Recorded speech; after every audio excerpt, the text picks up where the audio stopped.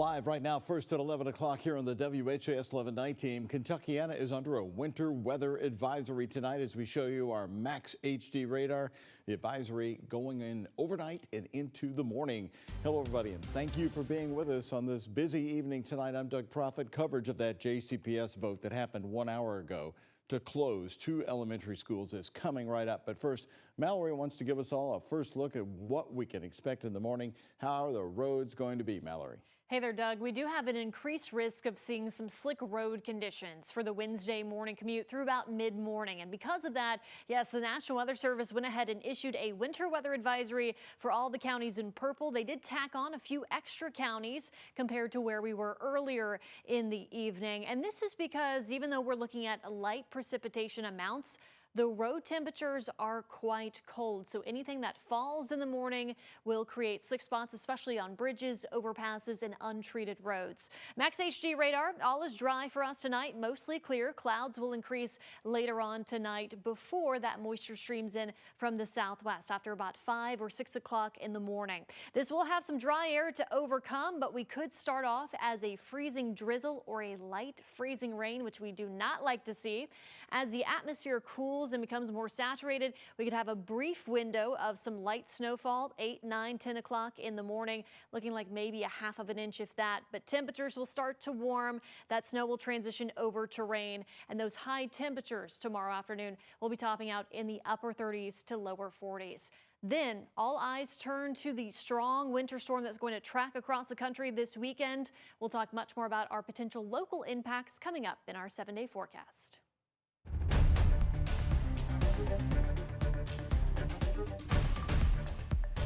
And this budget is annihilating schools in my district.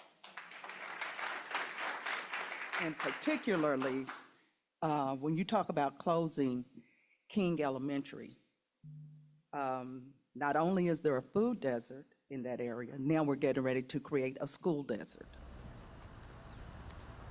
Those comments coming shortly before 10 tonight. You can see and hear the frustration showing from school board member Gail Logan Strange. We're following late breaking news tonight. The packed meeting started at 6 o'clock tonight and ended just after 10 o'clock. The board voting to close King Elementary, Zachary Taylor Elementary, and moving Liberty. But on the overall draft budget proposal to cut those jobs, the board did not take a vote tonight. We have team coverage of the decision to close the 2 schools and what's next. 2 reporters on the night team dedicated to the historic decision for JCPS and certainly its impact on our community. We begin with WHAS11's Isaiah Kim Martinez there through the entire meeting tonight. Isaiah, do you have more on the vote to close those schools and where those possible job cuts stand tonight?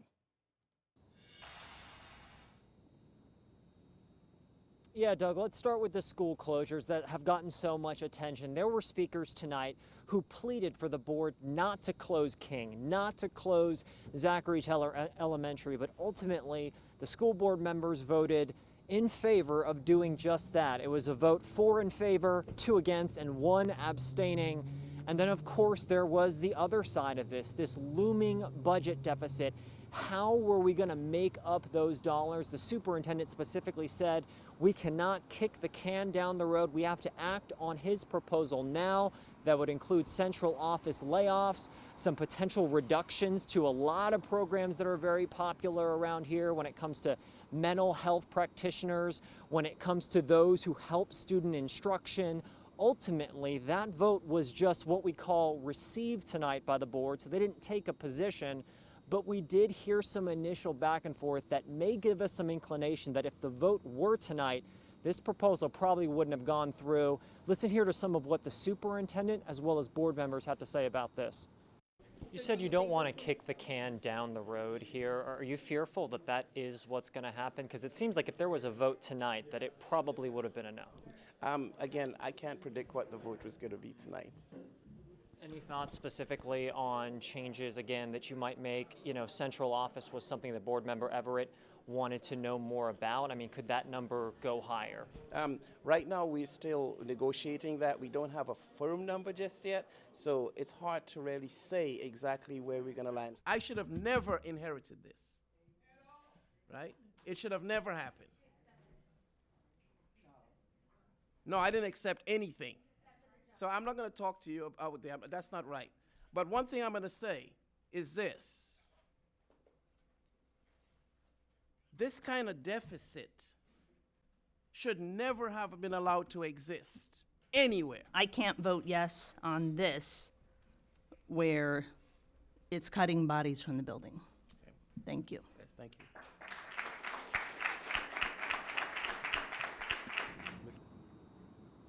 And Doug, the new development tonight was that Superintendent Yearwood had adjusted his proposal to reduce funding for mental health practitioners in schools instead of those academic instructional coaches, those aides to the teachers in the classroom. That did not go over well, so the board actually voted to maintain that funding for mental health.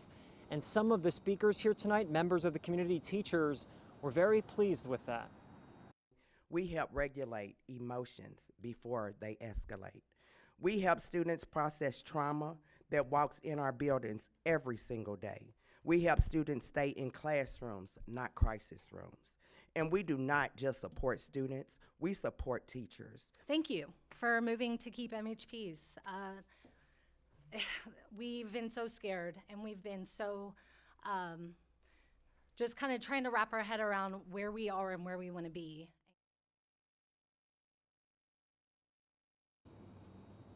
So again, Doug, those school closures are moving forward. Zachary Taylor Elementary, again, Doug, those school closures are moving forward. Zachary Taylor Elementary as well as King Elementary. But as far as the budget, the board doesn't have to vote on a tentative budget for next year until May, and we'll learn a lot more then. The parents of those schools have been especially upset. We've seen fierce protests by the folks at King Elementary. It's going to be interesting to see how that plays out. So closing 2 schools, they've got a massive deficit to make up, Isaiah, still a huge gap. What does closing the 2 schools bring them in savings? Doug, we've talked about it, not that much, all things considered, just about $4 million total in closing the schools, potentially selling off the buildings. The big gain here potentially, or at least reduction in what the budget deficit is, would come from those massive layoffs, including from the central office. That's what we're going to have to see. But the board did vote today specifically to approve the superintendent's proposal just on the part of reducing his own cabinet. So we're going from 13 chiefs in his cabinet to 7, and they're doing some reorganization, especially in some areas like their communications department. That is something that the board seems to be getting behind right now and could be a sign for more reorganization to come, Doug. All right, thank you, Isaiah. We have more of our team coverage picking up right now. We matter. Yes. Right. Mental health matters. Also happening tonight before the meeting, a large number of people outside the school building protesting the proposed cut to mental health practitioners. Now, that decision was reversed in a compromise early on in tonight's meeting. WHS 1119's Alexandra Goldberg picks up our team coverage with the drama over the new controversy involving the mental health workers. We're kind of like the people who run into the fire. But to just come out and take a job that was revered as one of the most important in the district for student help and throw us on a simple line item on a Friday afternoon of a long weekend speaks volumes. Emotional remarks from JCPS mental health practitioner Tracy Roberts before a pivotal vote. The Jefferson County Board of Education will decide on a budget that would slash $142 million from the district. As a mother, as a taxpayer, and as a teacher, our kids need help. We cannot lose middle school mental health practitioners. In a late development, Superintendent Brian Yearwood put mental health practitioners on the job cut list. Employees learned that some of their jobs were on the chopping block. Teachers cannot teach if we cannot do the support work to help their kids be ready to learn. Yearwood drafted the proposal to address a $188 million budget deficit. And that's why I'm out here today, because the budget proposal does not protect our students. It seems to target them. Sarah Yost is a JCPS academic instructional coach, a position that helps teachers with their lesson plans. Cuts to these jobs were also at stake in Yearwood's initial draft from last week. Principals, if they were given a bit more of a voice and if they were brought in a bit more, we could have better proposals that would be more intentional and, we could cut out with a scalpel rather than a sledgehammer. Middle school teacher Maureen Sugars mirrors the same sentiment. She also worries about a $1.7 million cut to middle school team funding. That allows for more intimate instruction. Kids, and especially kids in less serviced or tougher areas, that creates in the school its own sense of community. Middle school math teacher Elena Page says these cuts would affect 54 middle school teaching positions in the district. This will be horrible for our school. Teachers and staff say these cuts are across the board, Fighting for the schools our kids deserve. making their voices heard in the face of the inevitable. In Louisville, Alexandra Goldberg, WHAS 11 Night Team, on your side. Now, here's where we stand at this hour tonight for this historic moment for JCPS. As a reminder, the board voted on closing the 2 schools, but it did not vote on the overall draft budget proposal to cut those jobs. And this is not the final budget. The board will vote again in May, and then the budget will become final in September. So a lot of work left to do. We're going to bring you coverage right here on the JCPS Budget Crisis. Download the free WHAS 11 Plus app on your TV, and you can watch for free. More top stories to bring you on the night team. A 16-year-old boy charged with the murder of a woman and her unborn child tonight. Police say the shooting happened this past August. The woman died following a shooting on August 13th on West Broadway near South 41st Street. A news release from LMPD says the teen is charged with complicity to murder and fetal homicide, in addition to other charges. He's the second person charged in this case. A grand jury also indicted Denise Lee Jr., who is charged in multiple homicide cases. You don't want to miss what's happening across the country. Wild winter weather, wind pushing snow and cold into the south. Could it be us next? But first, today marks 1 year with President Donald Trump's second presidential term in the White House. Coming up, you'll hear him talking today about Greenland and ICE agents in Minneapolis.